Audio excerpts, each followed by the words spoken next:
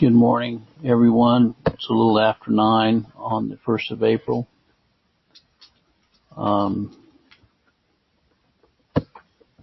Yesterday we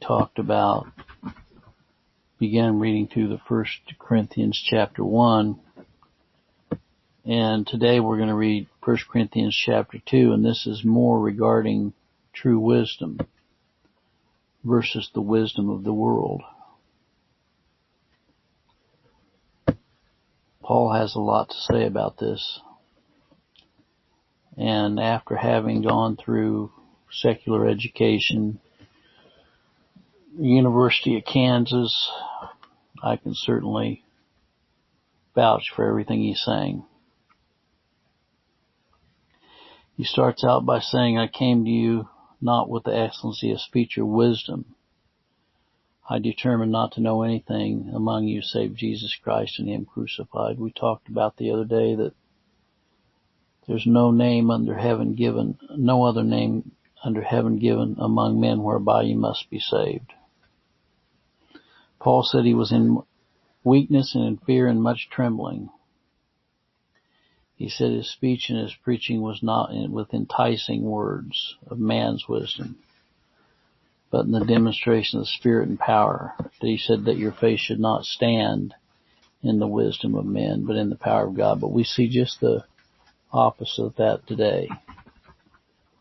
First, a person has to go through secular college, get an undergraduate degree, go on to seminary, get a master divinity degree, and then they might be fit for being ordained according to the secular world. They're not fit if they don't have secular humanistic training first. But Paul said it should not stand the wisdom of men. He said, not the wisdom of this world, nor the princes of the world that come to naught. He says, we speak the wisdom of God in a mystery, the hidden wisdom, which God ordained before the world, which none of the princes of this world knew, for had they known it, they wouldn't have crucified the Lord of glory. He says, God has revealed this wisdom to us by His Spirit. He says, how can you know, save the spirit of man which is in him, unless the Spirit of God is present? He says, we have not received the spirit of the world, but the Spirit which is of God, that we might know the things that are freely given to us of God, not of man. Doesn't have anything to do with that tassel on your diploma or on your hat that you wear through graduation, or that degree you put up on your wall. He says the natural man receiveth not the Spirit of God, and yet that's the very people that they're promoting to ordaining into ministry is the natural man that has all this natural knowledge, this humanistic psychology and sociology and anthropology and social psychology and Darwinian evolutionary theory and on and on and on, philosophy.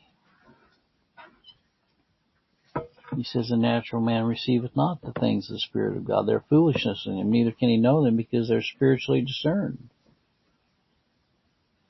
Who hath known the mind of the Lord? Who may instruct him? We have the mind of Christ if we're called of God. So I'm going to turn this over to Mark and have him read this. But this is what a contrast between those who are in ministry today and then what Paul is saying, what true ministers should be proclaiming. Hope you all have a blessed day today.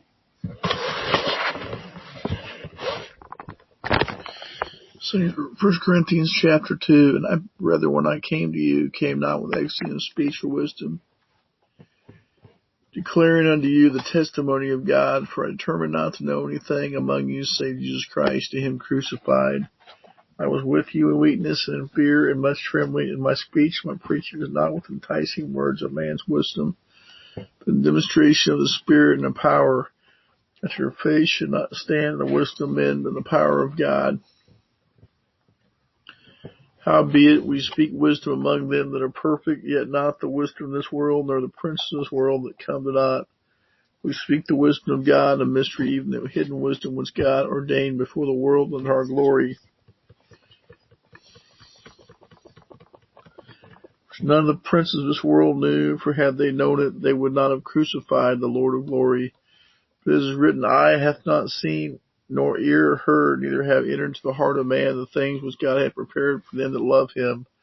But God hath revealed them unto us by his Spirit, for the Spirit searcheth all things, yea, the deep things of God. What man knoweth the things of a man, save the spirit of man which is in him? Even so the things of God knoweth no man, but the Spirit of God. Now we have received not the spirit of the world, but the Spirit which is of God, that we might know the things that are freely given to us of God.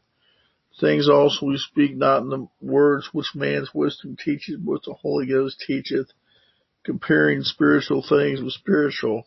The natural man receiveth not the things of the Spirit of God, for they are foolishness unto him, neither can he know them, because they are spiritually discerned. But he that is spiritual judges all things, yet he himself is judged of no man. For who hath known the mind of the Lord, that he may instruct him? We have the mind of Christ. Okay, thank you, Mark. Well, like I said, it's quite a contrast from the way ministers are selected today. Not with the enticing words of man's wisdom. Not a seminary degree. Not a doctor of theology. Not a master of divinity. Call no man master on the earth. You know?